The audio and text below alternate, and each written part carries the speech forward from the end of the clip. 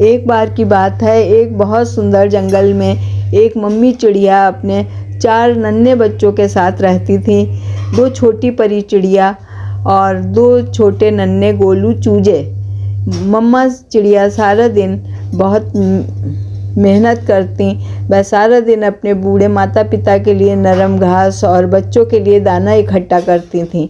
उसी पेड़ के पास एक मोरनी रहती थी। वह बहुत सुंदर थी और उसके पंख बहुत चमकदार थे, लेकिन वह मोरनी बहुत घमंडी थी। उसके पास सारा दिन कोई काम नहीं होता था, इसलिए वह अपनी चमक दिखाकर दूसरे लोगों को छोटा महसूस कराती थी।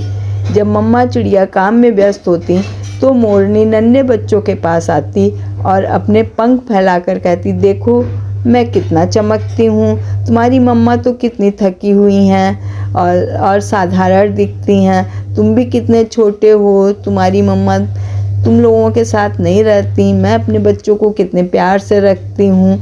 नन्ही परी चिड़िया पहले तो डर जाती और उदास हो जाती, पर एक दिन मम्मा चिड़िया ने उसे एक राज की बात बताई।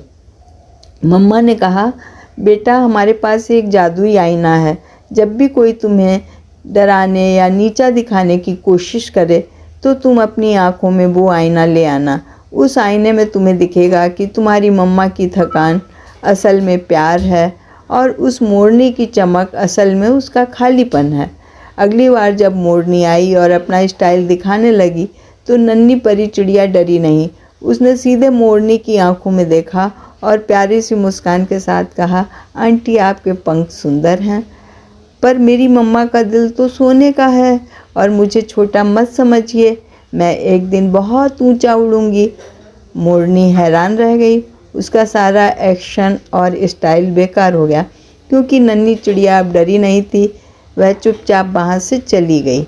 मम्मी चिड़िया ने बच्चों को गले लगाया और कहा, याद रखना बच्चों, असली ताकत पंखों की चमक में नहीं बल्कि मन की हिम्मत में होती है, मेहनत में होती है।